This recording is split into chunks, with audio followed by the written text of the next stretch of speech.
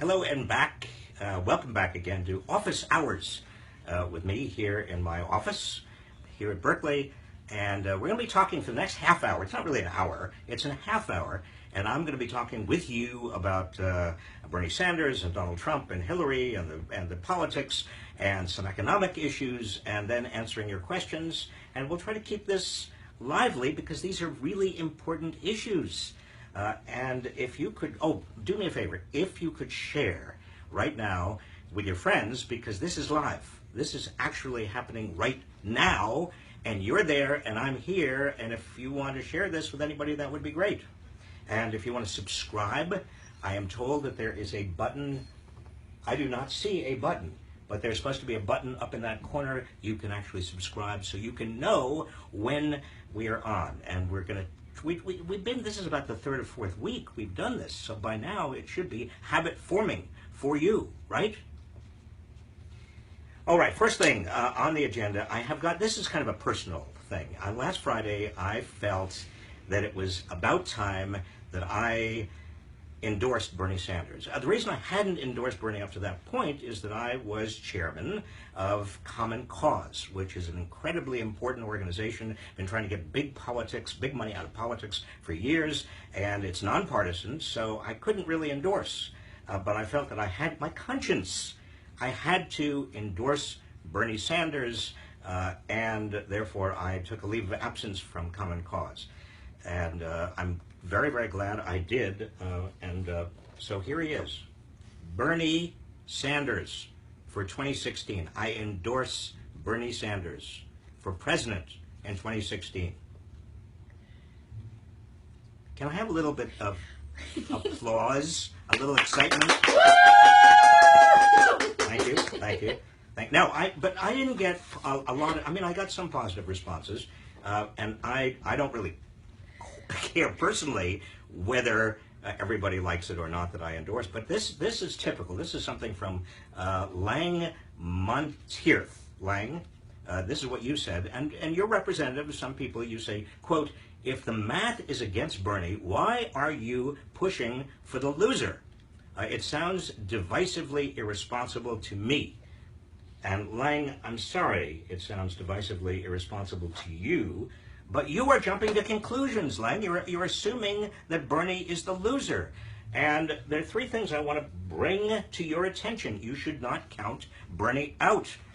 Number one, a lot of the biggest primaries and caucuses are coming up, and many of them are heavily either tilting toward Bernie or are places where there are a lot of Bernie supporters. If you just look, Maine, Michigan, Ohio, you have New York and California, a lot of big states. Lang, you can't just count Bernie out from all of these primaries and caucuses. This is where most people live.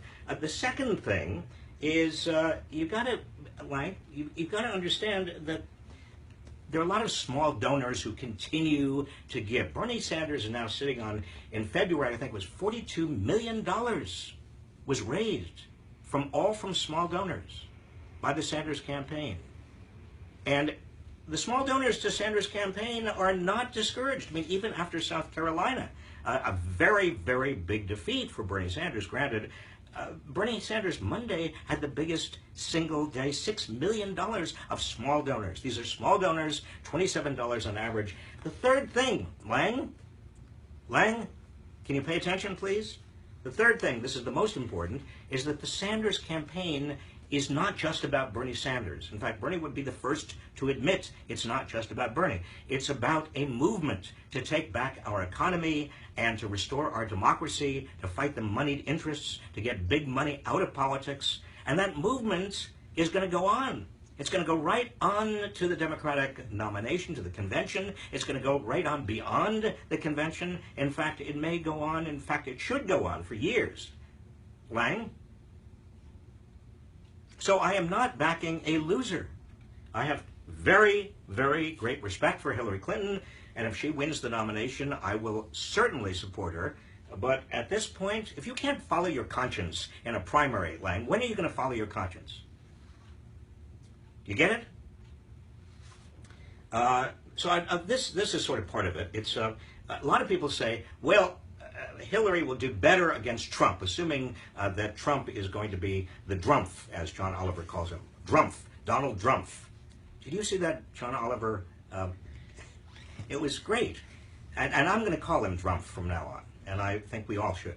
So you have Donald Trump on one side, and you've got Bernie Sanders or Hillary Clinton on the other. The question is, what kind of campaign is it likely to be? Now, if it's a traditional right versus left campaign, where the Republican is on the right and the Democrat is on the left, Hillary Clinton is likely to move to the middle. That's what Clintons do. That's what Bill Clinton did after he got the drubbing in 1995. He triangulated, he went to the middle.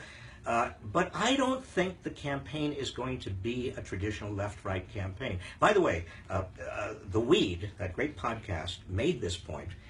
I think that it's really going to be not so much left versus right. It's going to be about bigotry. Now, I don't think either Bernie or Hillary will stoop to that kind of, Drumpf bigotry. Of course they won't. But the biggest issue is going to be establishment versus anti-establishment. The Drumpf is going to run as an anti-establishment candidate. Now, you and I know he's a big real estate developer. He's a billionaire. He is the establishment, but he is posing as an anti-establishment candidate. And the biggest issue in this campaign is establishment versus anti-establishment. Now, who among Bernie or Hillary is the anti-establishment candidate to respond to the Drumpf? Well, it should answer itself.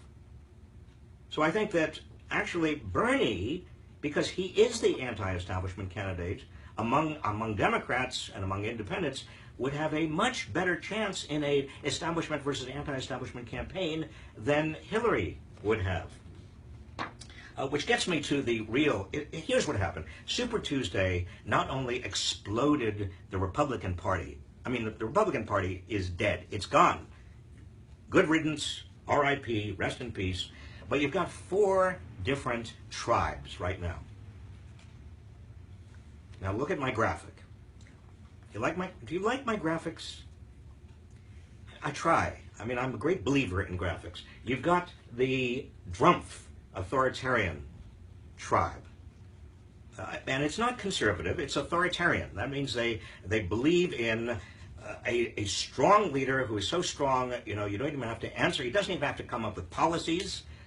It's all just on the basis of his personal strength and on the basis of his confidence. And, he says, I'll protect you. I am confident. I am strong. Everybody else is weak. That's the Drumpf authoritarian party. Then you have Bernie Sanders' political revolutionary party.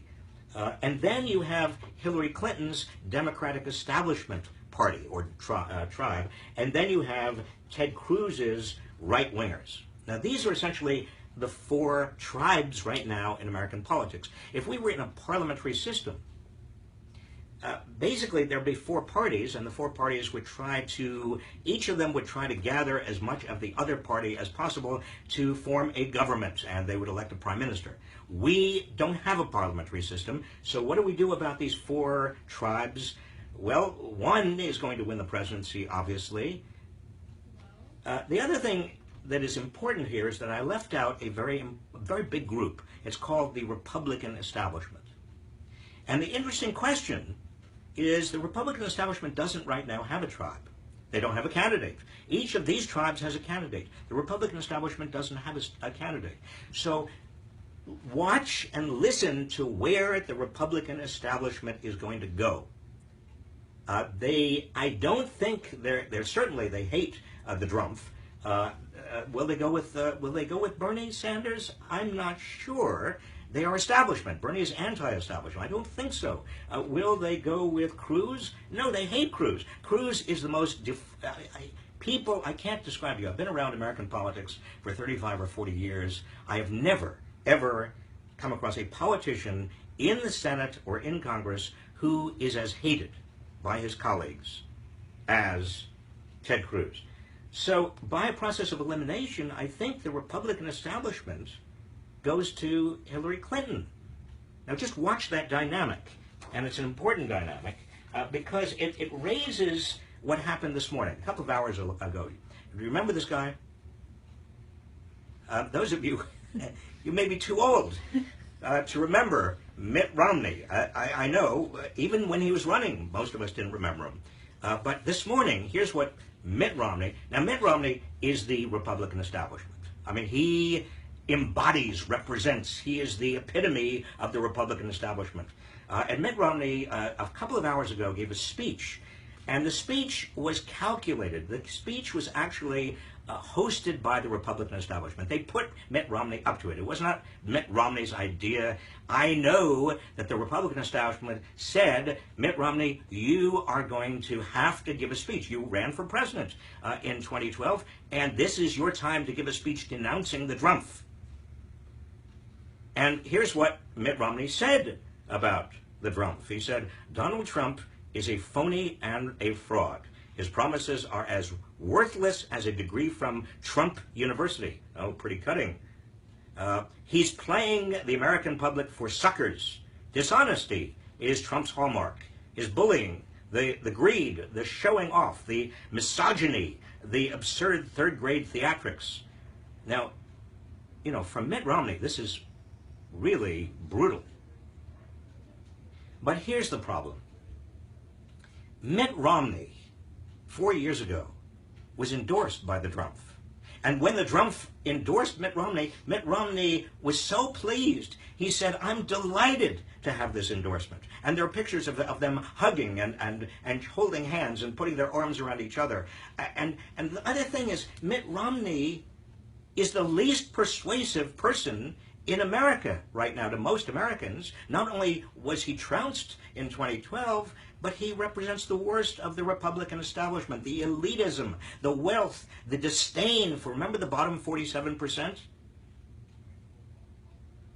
Mitt Romney is not somebody, if you have half a brain and you want to really denounce the Trump, why would you ever choose Romney as your outpiece, your mouthpiece? I mean, it makes no sense. It's just another example of the complete lack of judgment and blindness of the Republican establishment. They don't get it. They don't understand what's happening. They haven't for years, and now they're paying the price. Several of you have asked me about a number, over the past week, a number of economists, very esteemed economists, including some of my colleagues, have attacked Bernie's economics, Bernienomics. Do the numbers add up? I just want to spend 1 minute on this, but I want to go through this because it's important for you to know the truth. According to Bernie's estimates of what he and his economic plan would do, he will get unemployment down to 3.8%, and he will get economic growth up to 5.6%. Now, a lot of economists say you can't do that. Well, of course you can. I mean, back in the early 80s, we had economic growth of about, almost 5.6%. And in the late 1990s, we had unemployment down to just about 3.8%. So it's within the realm of possibility. But these economists, and some of them are dear friends of mine, and they are very esteemed, they say, nevertheless, it's still unrealistic, because there's nothing about Bernie's plan that is going to get these kinds of numbers. But what they're not looking at is the effect of single payer. Now, there are a lot of other things that Bernie has proposed, but single payer is a huge, important deal. Right now, America is paying almost 18% of our entire economy for health care. This is the most that any advanced country is paying as a proportion of their economy, and we're getting less for it because our system is based on for-profit, private health insurance. And so what we're paying for is not only high executive salaries and payoffs to investors, we're also paying for advertising and marketing, and we're paying huge administrative costs. And if you add in pharmaceutical prices, we're paying all of the same things, advertising and marketing and high executive salaries and everything else for pharmaceuticals. A single payer plan. Did I say that right? Single payer plan. I'll do it again. Single payer plan. A single payer plan would be so much more efficient. I mean, most other advanced countries have this, and they're paying almost half of what we are paying on a per person basis, and they are actually providing health care to everyone. Canadians, if you are Canadian, you probably think we're nuts down here. Well, for a lot of reasons, but particularly with regard to health care. I have Canadian friends who say, you mean to tell me you can't just have a doctor? You can't just go in and have your health care and health needs treated?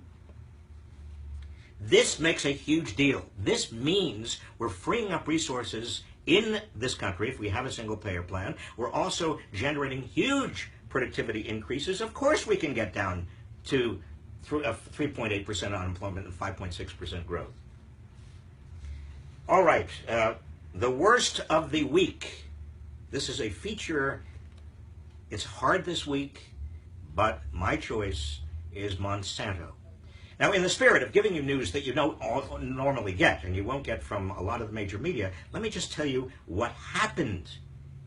There is a rewrite of the Toxic Substances Control Act. This is a very important act. It has to do with all of the toxic chemicals that go through into every product, into all sorts of systems. It's a rewrite that's going on right now in Congress.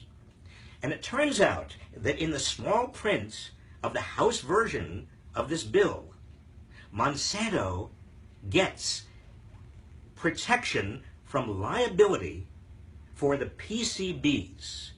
These were the chemicals that Monsanto put out there for years that were toxic, that caused all kinds of harms to individuals. Cities are now trying to clean this up. Cities are trying to sue Monsanto. Individuals with all sorts of toxic problems are trying to sue Monsanto, but this bill will prevent them from ever suing Monsanto. It is in the House bill. Now let me just say, I don't want to get too ranting about this, but I am outraged about this for a very simple reason. Monsanto got this in there because Monsanto is a major contributor. It has huge numbers of lobbyists. It is the biggest agribusiness lobbyist in Washington right now. It has hired all sorts of previous former Congress people and former senators. Even Clarence Thomas was once an attorney for Monsanto. It has power. This election, Bernie Sanders and everything we're talking about is about the connection between wealth and power. That's what's going on right now. When you have huge wealth at the top, corporations that have a great deal of concentrated wealth, and individuals, billionaires with huge wealth, they have political power. They can use that wealth to get what they want in terms of American politics. And that ability makes them even wealthier. It entrenches their power and it entrenches their wealth. It's a vicious cycle. If we don't break into that cycle, we're going to have more and more Monsantos. We're going to have more and more corporate welfare. We're going to have more and more bank bailouts. We're going to have more and more of everything we have seen. And what that means is that you and I and the American middle class and the poor, we are burdened more and more. We pay more, and there are more burdens in terms of toxic chemicals or anything else you want to talk about. All right, I've got it off my chest, but it's not off my chest. This is what this election is about. All right, your questions, please. This comes from Brian Hughes. Why do we still have caucuses? Brian, we have caucuses. A lot of this is historical. Certain states have caucuses, and they feel, with some justification, that they are, their politics is local, and they like, it's neighbors, and people get together in big gyms. And have you been to a caucus? I've been to a caucus. It can be a lot of fun. And you see neighbors, and they say, why are you voting the way you are? And I'm voting for this person. And you have fights. It's really grassroots politics. Okay. Ashley Duggins, what are the chances of superdelegates switching sides? They can switch sides. They are not pledged. If they see that the public is very strongly in favor, for example, of Bernie Sanders, those delegates could conceivably switch. What do you think will happen if they don't in terms of an uprising? Ashley, using terms like uprising. Well, I'll tell you something as a practical matter. If You've got Hillary has a huge number of superdelegates because they are Democratic insiders. They're congresspeople and senators, and they are governors and state officials, and most of them are with Hillary because Hillary is the establishment Democratic candidate. But if Bernie starts surging and starts getting more pledged delegates, or even gets a lot of pledged delegates, if it starts being very close, then the superdelegates are going to have to start supporting Bernie. And it's not going to be an uprising. You know, I was there in 1968. Now, some of you may remember this, a dwindling number of you. But in 1968, the Democratic Party, this is when all of this began for both Republicans and Democrats. 1968, we did have some primaries and some caucuses. Eugene McCarthy and Bobby Kennedy fought it out, and Bobby Kennedy, as you remember, was tragically killed, gunned down the night of the California primary. But what happened at the nominating convention, that Democratic convention, the Democrats, basically the establishment, said, forget Eugene McCarthy, forget the primaries, forget the caucuses, we are going to put up Hubert Humphrey. And there was an uprising. And the Democratic Party, it took years to put the Democratic Party back together. Okay, Aviv Dorin. If the Republicans had superdelegates, it would seem that the party establishment could stop Trump from becoming the nominee. Is this a compelling reason to have superdelegates? Well, you know, it's interesting. If the Republicans got rid of superdelegates, and they got rid of superdelegates primarily because they wanted to show that they were even more democratic, small d, than the Democrats, and that they didn't fear the public. Well, you're absolutely right, Aviv. If they had superdelegates, the Republican establishment would not allow Trump to get as far as he has got. I don't think that that's necessarily a reason to uphold superdelegates in the Democratic Party or any place else. It is anti-democratic. All right. We have another question. Dr. Elizabeth, or D. Elizabeth Ament. How can we fix the voter suppression tactics of the Republican Party? Well, Elizabeth, there is only one way. We do have reason to believe that the Republican Party is already, even in the Democratic primaries and caucuses, it is using voter suppression tactics in terms of very much stricter ID laws, and also voting places to vote that are understaffed with regard to Democrats. They're going to do more of this. And I think the Justice Department has got to be absolutely vigilant. It's got to review what's happened in the primaries. It's got to make sure that there are enough voting places. Now, there's no way that the federal government can order states to have more absentee voting or more days, for example, of absentee voting. But certainly the kind of prejudicial effects that you get in voter suppression are illegal. They are just illegal. The Justice Department has to be on this case. David Weprin. David, did I pronounce your name correctly? Would you agree that the GOP isn't being destroyed, rather it's being transferred into the authoritarian party? What does this mean for the libertarian members of the GOP? Look, I think it's being destroyed. The party, yes, it has its authoritarian wing, it has its establishment wing, it has its libertarian wing, it has a lot of people who are just old-fashioned right-wing Republicans, it has its Tea Partiers. They can't get together. They don't have a structure. The Republican Party, you remember that old, what was that old skit about the rabbit? It's a dead parrot. The dead parrot skit. You remember that Monty Python, the dead parrot skit? You know, it sells a dead parrot, and the person who got the dead parrot says, "This is a dead parrot," and the salesman says, "It's not dead. It's just sleep. It's asleep." And the guy says, "Well, no, this parrot is dead. He's dead. He's a dead parrot." And the person who's selling says, "No, you've got it wrong. He is just, he's frozen. He's a frozen parrot. He'll come alive." Well, you know something? The Republican Party is a dead parrot. All right, Carla Callan, how can we have a democracy when the public is so overwhelmingly uninformed and uneducated? Well, Carla, we can't have a democracy without an informed public, and that's one of the problems we have now. Fox News? Fox News. Can you imagine getting your news from Fox News? Fox News is a propaganda machine. You know that. The mainstream media, I think, are certainly better than Fox News, but the mainstream media have their own problems. And a lot of people are now getting their news from, places that are just, have no, they're not even fact-based. They're not even in the universe of fact-based discussion. And it's a problem. It's a problem I worry about a great deal. That's why we're doing videos and why I'm doing this and why our little Inequality Media Project is doing the kind of work we are trying to do. And our film, did you see it? Inequality for All? If you haven't seen it, please see it.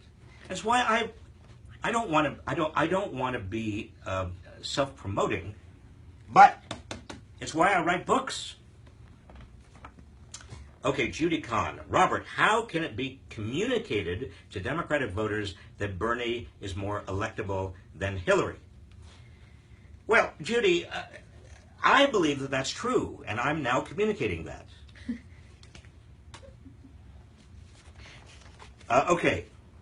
Carrie Bryans-Riggs. How do we motivate the millennials that show up in throngs to Bernie rallies to show up at the polls? Carrie, young people, and I know this because I was, believe it or not, a young person once.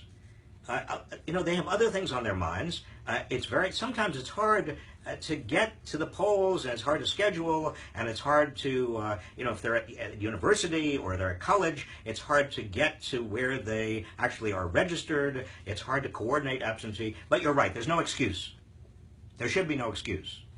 Young people are part of the Bernie Sanders democracy movement. They're part of this political revolution. But you know something, young people, even if you're not, you have not only a social obligation, it goes beyond social obligation. It's part of participating in our democracy. And I want to say this again. I know many of you, because I teach a lot of you. Many of you are cynical about politics. You don't want to get close to it. But if you're cynical about politics and you don't vote and you don't get close to it, what happens? The moneyed interests win. They want you to be cynical. They want young people to give up on politics so they can get it all. That's their goal. Don't let them, please. We have time for a couple more, and in fact, just two more. Stephanie Kimball, do you think that there will be a third-party candidate created in response to Trump? Well, Stephanie, the only third-party candidate that has been even suggested by himself is Michael Bloomberg. And Bloomberg says he would get in if it is Trump versus Bernie Sanders. But I haven't heard much from Michael Bloomberg, and I think that Michael Bloomberg, if I were betting right now, I think it's too late for a third-party candidate. Now, there's some rumblings that the Republican establishment wants to put up their own third-party candidate, and maybe that's Bloomberg. That would be interesting. It would take votes away from the Drumpf, and that's a good thing. Okay, last question. Oh, actually, I want to read. Don't go away because I have to read a very important letter. Alex Krenzin, do you secretly want to be a comedian or cartoonist instead of an economist? You are very funny. Alex, how did you guess? I wanted to be a cartoonist. But nobody, when a kid, I sent the New Yorker my cartoons. I had a whole wall of my bedroom, an entire wall of rejections from the New Yorker. It was really quite dramatic. I'd come in, I'd invite my friends in. Can you imagine? This is like 300 rejections from the New Yorker magazine. And then in terms of stand-up, I'm not really funny. Well, I am funny. All right. We've got this. I want to read this to you. I just got this today. This is from an 11-year-old named Cosette. She's age 11, and she lives in Berlin. I think it's Berlin, Massachusetts. And here's what age 11 Cosette says: "Dear Professor Reich," and by the way, look at how beautiful her writing is. Can you get that? It's just lovely. She says, "Dear Professor Reich, my papa and I watch your show every week." My show! This is my show! I never had a show. Okay, my papa and I watch your show every week, and we were wondering if there's a form of capitalism that is good for the earth. That's a heavy question from an 11-year-old.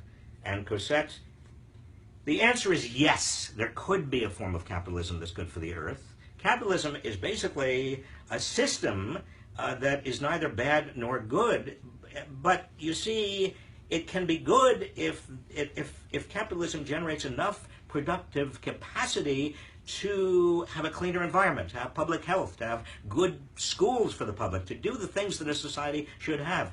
There is not any secret, Cosette, as to why rich societies, generally speaking, have cleaner environments than poor societies. Because rich societies have that capacity. It comes down to politics. Cosette, the question is a public decision as to whether you use, as a member of a society, you use your productive capacity in a capitalist society, in a democratic capitalist society, whether you use that productive capacity for good things, like controlling or reversing climate change and having investments in public health and investments in education and helping the poor and doing what a society must do, or it's just about personal acquisition, more and more stuff.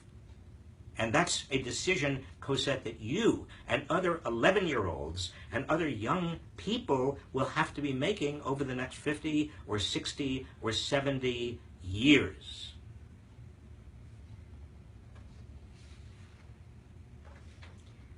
And I want to thank, once again, Zoe Umlatt, Beck, and Yael Bridge for their extraordinary help, and we will see you next week.